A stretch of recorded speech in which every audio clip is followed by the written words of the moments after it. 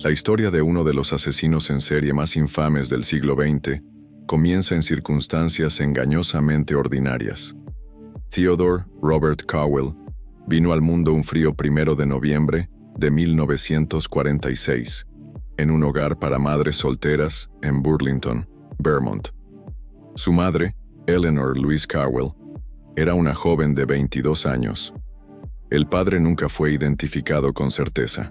Desde su nacimiento, la identidad de su progenitor fue un misterio envuelto en versiones contradictorias. En documentos oficiales, su padre figuraba como desconocido, aunque Eleanor más tarde afirmaría que se trataba de un tal Jack Worthington, un nombre que jamás pudo ser verificado. La infancia de Ted transcurrió bajo una gran mentira. Eleanor se trasladó con el bebé a la casa de sus padres en Filadelfia, donde el pequeño fue criado creyendo que sus abuelos eran sus padres y que su madre era su hermana mayor. Este engaño persistió durante los primeros años de su vida y, según algunos investigadores, fue una herida psicológica temprana que pudo haber influido en su desarrollo.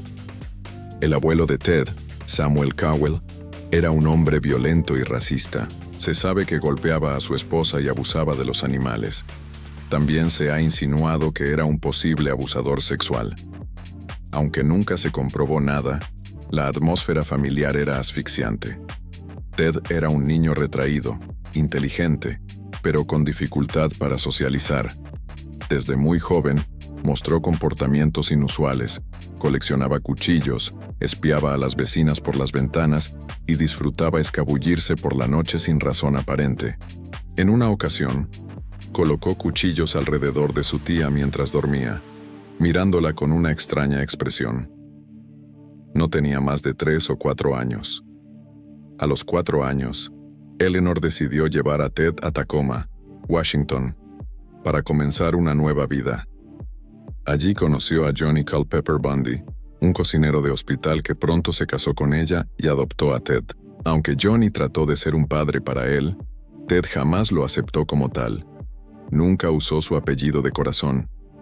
A ojos de Ted, Johnny era de clase baja, sin ambiciones, algo que él despreciaba profundamente. Durante su adolescencia en Tacoma, Bundy asistió a la escuela secundaria Woodrow Wilson. Académicamente era competente pero no destacado. Era reservado, y si bien algunos lo describían como educado, también lo consideraban raro. Comenzó a desarrollar una imagen cuidadosamente construida. El chico simpático, bien vestido, con modales refinados. Sin embargo, tras esa fachada, ya empezaban a agitarse las aguas de algo más oscuro. Uno de los momentos clave en su juventud fue cuando descubrió la verdad sobre sus padres. Encontró su certificado de nacimiento y comprendió que su hermana era en realidad su madre. Esta revelación marcó un antes y un después. Algunos aseguran que fue entonces cuando la rabia contenida en Ted comenzó a tomar forma. Una rabia dirigida al mundo, a las mujeres, al engaño. Tras terminar la secundaria, Bundy entró a la Universidad de Puget Sound, aunque pronto se transfirió a la Universidad de Washington, donde estudió psicología. Fue allí donde conoció a Stephanie Brooks, una joven de familia rica, refinada y ambiciosa. Ted se obsesionó con ella. Durante un tiempo tuvieron una relación intensa, aunque marcada por la inseguridad de Bundy. Stephanie terminó rompiendo con él, argumentando que le faltaban dirección y ambición. Esta ruptura devastó a Ted.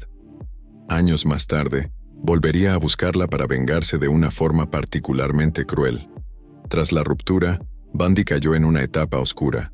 Se aisló, dejó los estudios y se sumergió en una vida errática. Viajó por el país, visitó lugares de su pasado y comenzó a cambiar. A su regreso parecía otra persona.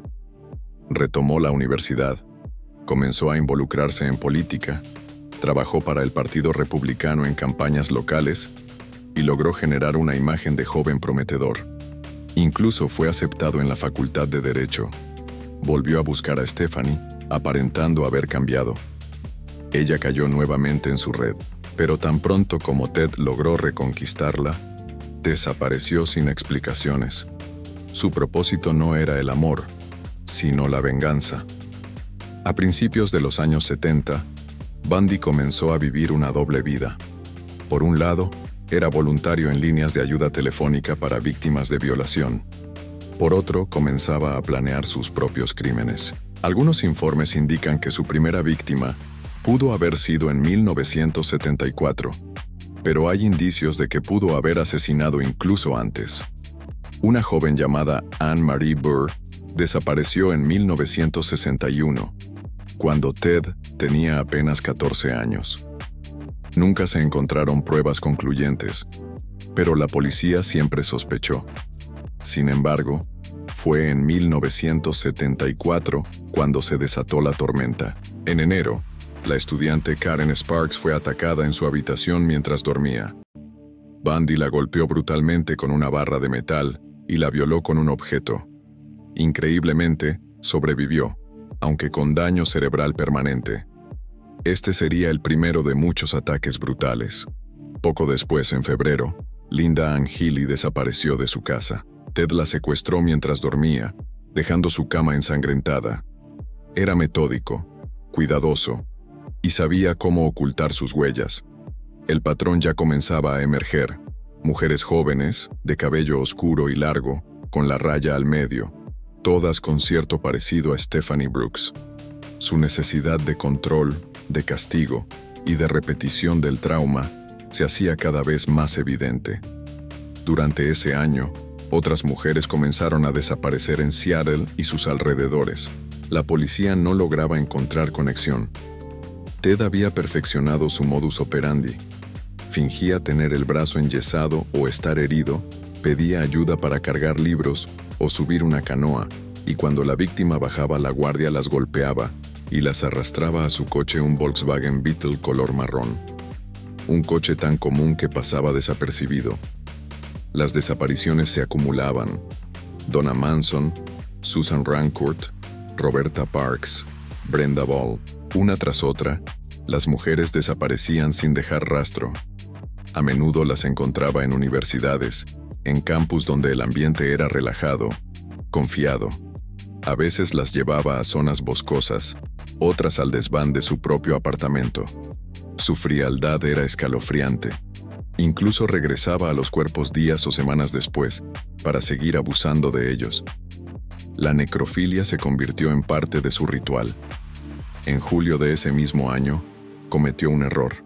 En pleno día, en el lago Sammamish, intentó secuestrar a dos mujeres, Janice Ott y Denise Naslund.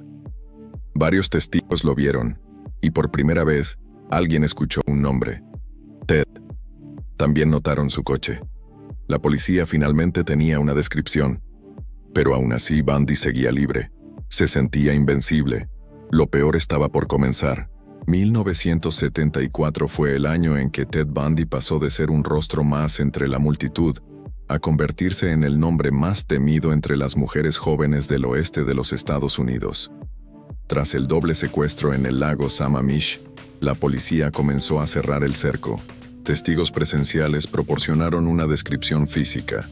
Hombre blanco, de cabello castaño, entre 25 y 30 años, atractivo, educado, que se identificaba como Ted y conducía un Volkswagen Escarabajo color marrón. Se elaboró un retrato hablado. Más de 1000 personas llamaron para reportar a posibles sospechosos. Entre ellas estaba una mujer llamada Elizabeth Klopfer, novia de Bundy desde hacía años. Lo reportó a la policía de Seattle. Pero Bundy no tenía antecedentes penales. Era educado, afable, sin señales visibles de violencia. El caso no prosperó. Lo que nadie sabía era que Ted ya estaba planeando su próximo movimiento. Se había inscrito en la Facultad de Derecho de la Universidad de Utah y se mudó a Salt Lake City. Cambiar de estado le ofrecía una ventaja crucial: un nuevo entorno donde nadie conocía su rostro. Lo que para otros sería un nuevo comienzo, para Bundy era un nuevo terreno de caza. El 26 de septiembre de 1974, Bundy cometió su primer crimen documentado en Utah. Secuestró y asesinó a Nancy Wilcox, una joven de 16 años de edad. Su cuerpo nunca fue recuperado. Poco después, El 2 de octubre, Melissa Smith, hija del jefe de policía de Midvale, desapareció tras salir de casa para visitar a una amiga. Su cuerpo fue hallado 9 días después en una zona montañosa. Había sido violada y golpeada. Bundy la había maquillado después de muerta. Este detalle macabro mostraba su necesidad de ejercer control incluso sobre el cadáver. El siguiente fue un caso aún más perturbador. Laura Aime desapareció el 31 de octubre, en Halloween. Su cuerpo apareció semanas después, en condiciones similares a las víctimas anteriores. Para entonces, las autoridades de Utah ya sabían que tenían un asesino en serie suelto, pero no podían imaginar que era el mismo que estaba siendo buscado en Washington. Mientras tanto, Bundy mantenía una vida aparentemente normal. Seguía en contacto con Elizabeth Klopfer, que vivía en Seattle. Le enviaba cartas y hacía llamadas cariñosas. También comenzó a salir con una joven mormona llamada Carol Ann Boone, que años más tarde desempeñaría un papel crucial en su historia. Su habilidad para dividir su personalidad en compartimentos casi herméticos era asombrosa. En noviembre, Bundy cruzó al estado de Colorado. Allí secuestró a Karen Campbell, una joven enfermera de 23 años. Fue vista por última vez en un hotel en Aspen, donde vacacionaba con su prometido y sus hijastros. Su cuerpo fue hallado semanas más tarde, en la nieve, con evidencias de violación y un brutal traumatismo craneal. Bundy la había golpeado con una palanca metálica y luego la había arrastrado a través del bosque. Cada vez era más meticuloso. A veces cambiaba de táctica, otras veces repetía el mismo patrón con pequeñas variaciones. Secuestraba, golpeaba, violaba, mataba y abandonaba los cuerpos en áreas boscosas o montañosas. Algunos cuerpos fueron hallados con cabellos cortados, maquillaje aplicado o incluso lavados. Otros nunca aparecieron. En todos los casos, el objetivo era el mismo: control total. En marzo de 1975, Bundy atacó nuevamente en Colorado. Julie Cunningham, una instructora de esquí, desapareció tras salir a encontrarse con una amiga. Ted más tarde confesaría que la lisiaba, la subía a su coche, la mataba y regresaba días después para violar el cadáver. El sadismo no era impulsivo, era sistemático. Había rituales, había fases, había placer en el poder, más que en el acto de matar. Pero Bundy cometió un error. En agosto de 1975, una patrulla de policía en Salt Lake City notó un Volkswagen Beetle merodeando en la noche sin luces traseras. Lo detuvieron. Dentro del coche hallaron cuerdas, esposas, una palanca, una máscara de esquí, cinta adhesiva y una palanca. Una caja de herramientas para matar. Lo arrestaron por posesión de artículos sospechosos, pero lo liberaron al no haber evidencia directa. Sin embargo, los oficiales comenzaron a atar cabos. El Volkswagen fue confiscado. Al analizarlo, se encontraron cabellos que coincidían con víctimas desaparecidas.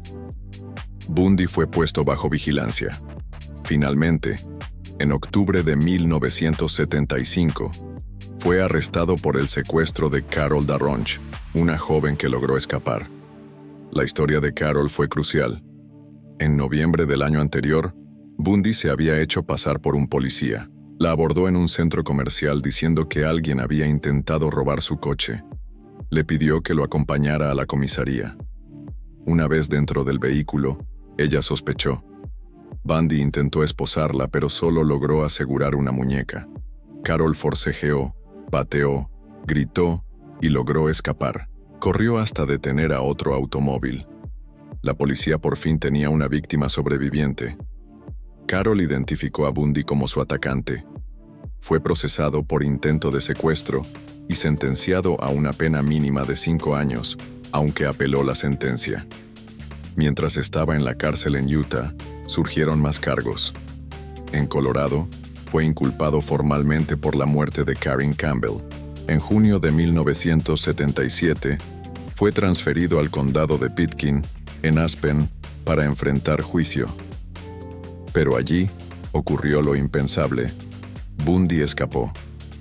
Durante una visita a la biblioteca del tribunal, fingió investigar su defensa. Sin grilletes, sin vigilancia constante, saltó por la ventana de un segundo piso y huyó hacia las montañas. Permaneció prófugo durante 6 días, sobreviviendo con comida robada de cabañas.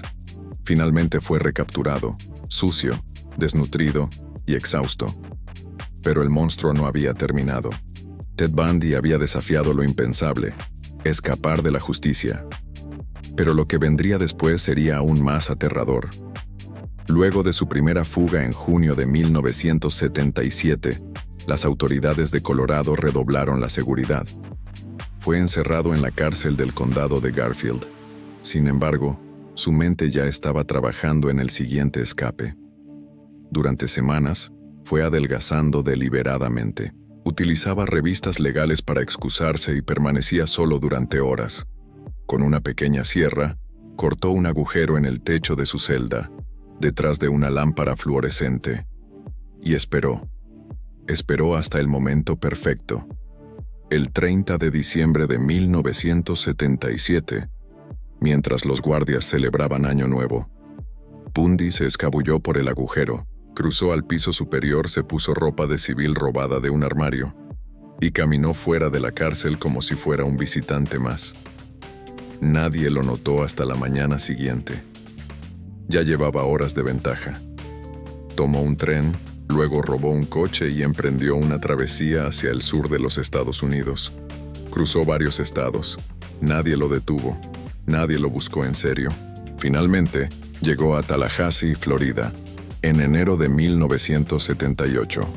Allí se registró bajo el nombre falso de Chris Hagen en una casa de fraternidad universitaria, la FSU Chi Omega House. Estaba libre, sin dinero, sin documentos, sin identidad, pero tenía algo más poderoso, el deseo ardiente de matar. El 15 de enero de 1978, apenas una semana después de su llegada a Florida, Bundy desató una de las masacres más brutales de su carrera. En la madrugada, entró sigilosamente en la residencia de la hermandad Chi Omega, armándose con un tronco de madera que había recogido afuera. En menos de 15 minutos, atacó a 4 mujeres mientras dormían. La primera fue Margaret Bowman, golpeada hasta la muerte. Luego Lisa Levy, quien no solo fue asesinada, sino que también sufrió una agresión sexual tan violenta que dejó marcas de mordidas en su cuerpo. Estas mordidas más tarde serían clave en su juicio. Después atacó a Karen Chandler y Kathy Kleiner. Ambas sobrevivieron milagrosamente, aunque con heridas severas. Kathy despertó justo cuando Bundy le golpeaba el rostro con el tronco. El ataque fue interrumpido por las luces del coche de otro estudiante que llegaba a la fraternidad. Ted huyó, dejando un escenario infernal de sangre, fracturas y terror, pero no terminó ahí. Esa misma noche, Bundy irrumpió en otro apartamento cercano y atacó a Cheryl Thomas, una estudiante de danza. Le fracturó la mandíbula y el cráneo. También sobrevivió, aunque con daños permanentes. Los médicos dijeron que fue un milagro. Bundy se ocultó por días. Robaba alimentos, dormía en autos abandonados, tomaba cerveza y miraba televisión en salones universitarios como si fuera un estudiante más. Era invisible. Nadie lo reconocía. Nadie sospechaba. Pero el monstruo aún no estaba satisfecho. El 9 de febrero de 1978, viajó más al norte, a Lake City. Allí, en la escuela primaria Lake City Junior High, raptó a una niña de 12 años llamada Kimberly Leach. Fue vista por última vez en los pasillos del colegio mientras un hombre desconocido la conducía hacia un vehículo. Su cuerpo fue hallado semanas después, oculto en una cabaña en un área boscosa. La escena era indescriptible. Había sido violada y asesinada. Este fue su crimen más atroz, no solo por la edad de la víctima, sino por el sadismo evidente. Bundy ya no tenía control ni interés en ocultarse. Estaba cayendo en espiral. El 15 de febrero, mientras conducía un coche robado en Pensacola, Bundy fue finalmente detenido por el oficial David Lee. Al revisar el vehículo, el policía descubrió múltiples identificaciones robadas. En un forcejeo, Bundy intentó huir. El oficial logró reducirlo y arrestarlo. Esta vez no habría fugas. En comisaría, Bundy negó su identidad. Dijo llamarse Kenneth Misner, pero los días pasaron y, poco a poco, se confirmó lo que todos temían. Era Ted Bundy, el asesino más buscado del país. Florida no era como Washington ni Colorado. Aquí no lo esperaban con cadenas procesales ni lentitud judicial. Lo esperaban con algo mucho más severo: la silla eléctrica. El estado de Florida presentó cargos por los asesinatos en la casa Chi Omega y por el asesinato de Kimberly Leach. En ambos casos, las pruebas eran contundentes. En Tallahassee, los peritos utilizaron las marcas de mordida encontradas en el cuerpo de Lisa Levy y las compararon con la dentadura de Bundy. El resultado fue concluyente. Coincidencia total. Era la primera vez en la historia de los Estados Unidos que una condena se basaba fundamentalmente en evidencia odontológica. Pero lo más impactante no fue la prueba, sino el espectáculo. Bundy decidió representarse a sí mismo en el juicio. Con carisma, sonrisa encantadora y una oratoria fluida, deslumbraba al jurado. Se paseaba por la sala como un abogado más, interrogaba testigos, objetaba preguntas. Pero también cometía errores fatales. Su narcisismo lo traicionaba. Hablaba demasiado, buscaba protagonismo. En un momento dado se refirió a las víctimas con un tono burlón. Fue su perdición. El 24 de julio de 1979, Ted Bundy fue declarado culpable de los asesinatos en la casa Chi Omega. Al dictarse la sentencia de muerte, no se inmutó. Años después, en 1980, fue nuevamente condenado por el asesinato de Kimberly Leach. Recibió una segunda sentencia de muerte. Durante el juicio por la muerte de Kimberly, en un acto teatral, Bundy le propuso matrimonio a Carol Ann Boone en plena sala, frente al jurado. Ella aceptó. Como en Florida la ley permitía que una propuesta pública constituía una unión legal, quedaron casados en ese instante. Tuvieron una hija mientras él estaba en prisión. Así, Bundy transformó su juicio en un circo mediático. Las cámaras lo adoraban. Las mujeres lo seguían. Cartas, fotos, propuestas de matrimonio llovían sobre él. Fue el nacimiento del asesino celebridad. Pero el tiempo de las cámaras llegaba a su fin. Tras más de una década de apelaciones, el reloj empezaba a marcar los últimos minutos de Ted Bundy. Ted Bundy pasó los últimos años de su vida entre rejas, en el corredor de la muerte de la prisión estatal de Florida. Allí, encerrado entre barrotes y bajo vigilancia constante, se desplegó una faceta aún más oscura de su personalidad, la del manipulador consumado. Bundy no solo era un asesino en serie, también era un experto en mentiras, un hábil negociador del miedo y la esperanza. Desde 1980 hasta 1989, Bundy luchó desesperadamente por retrasar su ejecución.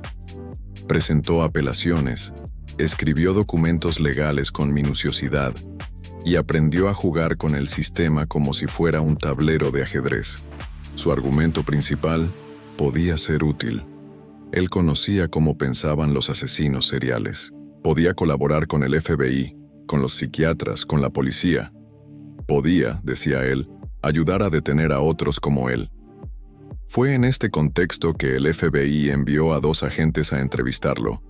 Uno de ellos se llamaba Bill Hagmaier. El otro, Robert Ressler, cofundador de la Unidad de Ciencias del Comportamiento. Ellos buscaban entender la mente del asesino serial. Bundy, encantado por la atención, les ofreció detalles. Hablaba en tercera persona, como si analizara a otro hombre. Un individuo como ese, decía. El tipo de persona que hace esto, añadía. Pero cada palabra era una revelación. Confesó que el impulso de matar lo acompañaba desde joven, que coleccionaba revistas de crimen, fotografías de accidentes y que la pornografía violenta había nutrido su imaginación. Afirmó que, en ocasiones, incluso visitaba los cuerpos después de muertos. Los maquillaba, los peinaba, los colocaba en poses sugestivas. Algunos los mantuvo en su apartamento durante días y hasta semanas. Les hablaba, les hacía el amor. Era una necrofilia ritualizada. El FBI tomó nota. Aquello no era una defensa, era una radiografía del horror. Mientras tanto, en el exterior, su caso seguía generando una atención morbosa. Los medios lo convertían en ícono del mal moderno. Documentales, libros, programas especiales. Bundy estaba en todas partes, y muchas mujeres lo seguían adorando. Lo veían como a un mártir, un alma incomprendida. En la prisión recibía cartas con fotografías íntimas, poemas y declaraciones de amor. Carol Ann Boone, su esposa, continuaba visitándolo. En 1982, dio a luz a una niña que, según ella, fue concebida durante una de sus visitas a Bundy en la cárcel. Nadie sabe cómo ocurrió. Algunos dicen que hubo contacto sexual clandestino, otros, que el esperma fue introducido manualmente. Lo cierto es que el asesino más notorio de Estados Unidos ahora tenía una hija, pero con el paso del tiempo, su influencia comenzó a desmoronarse. Las apelaciones eran rechazadas una a una. La figura de Bundy, que alguna vez había jugado con la atención mediática, empezó a apagarse. El público ya no lo veía como el joven abogado seductor, sino como lo que realmente era: un depredador frío y calculador. En 1986, su ejecución fue programada por primera vez, pero logró posponerla. Cada retraso le permitía ganar tiempo, y cada vez que se acercaba la fecha, Ted ofrecía más confesiones, más datos, más nombres. Cuando finalmente comprendió que no quedaba escape, Bundy comenzó a hablar abiertamente.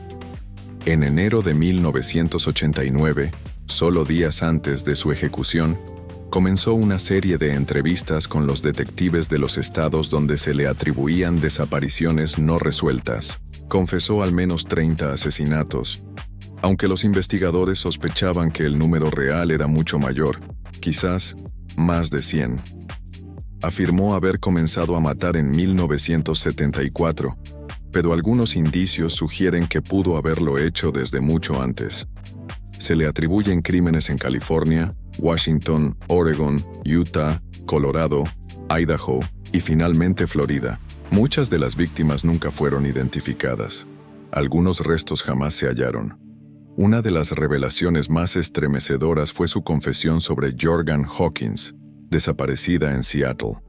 Bundy recordó con precisión milimétrica cómo la engañó, cómo la golpeó con una palanca, cómo la llevó hasta un bosque, y cómo regresó al lugar días después para interactuar con su cuerpo. También habló de cómo colocaba cabezas cercenadas en su apartamento y las contemplaba durante días. En estas últimas semanas, Bundy intentó presentarse como un hombre arrepentido. Afirmó que su adicción a la pornografía lo había transformado en monstruo. Habló de su infancia, de la soledad, del resentimiento. Buscaba simpatía. Pero para la mayoría, ya era tarde. Incluso Carol Ann Boone terminó alejándose. Se divorció de él y desapareció con su hija. No volvió a visitarlo. Bundy estaba solo, aislado, sentenciado. El 23 de enero de 1989, las autoridades de Florida confirmaron que no habría más retrasos. La ejecución sería al día siguiente. Esa noche, Ted Bundy no durmió. Recibió la visita de un pastor metodista. Oraron. Habló por última vez con su madre, Louise Bundy, quien le rogó que se arrepintiera. Él lloró. Dijo que no quería morir, pero no pidió clemencia. El 24 de enero de 1989, a las 7 de la mañana, Ted Bundy fue conducido a la cámara de ejecución de la prisión estatal de Starke. Vestía un overol azul, las muñecas sujetas por correas de cuero. A través del vidrio, más de 40 testigos esperaban el final. Algunos eran familiares de las víctimas, otros, solo espectadores. A las 7:16 se activó la corriente. Una descarga de 2000 voltios recorrió su cuerpo durante 30 segundos. Luego otra descarga, y otra más. A las 7:16 fue declarado muerto. En las afueras de la prisión, una multitud celebraba. Muchos portaban carteles que decían: Free Bundy, Free a Bundy. Algunos bailaban. Otros encendieron fuegos artificiales.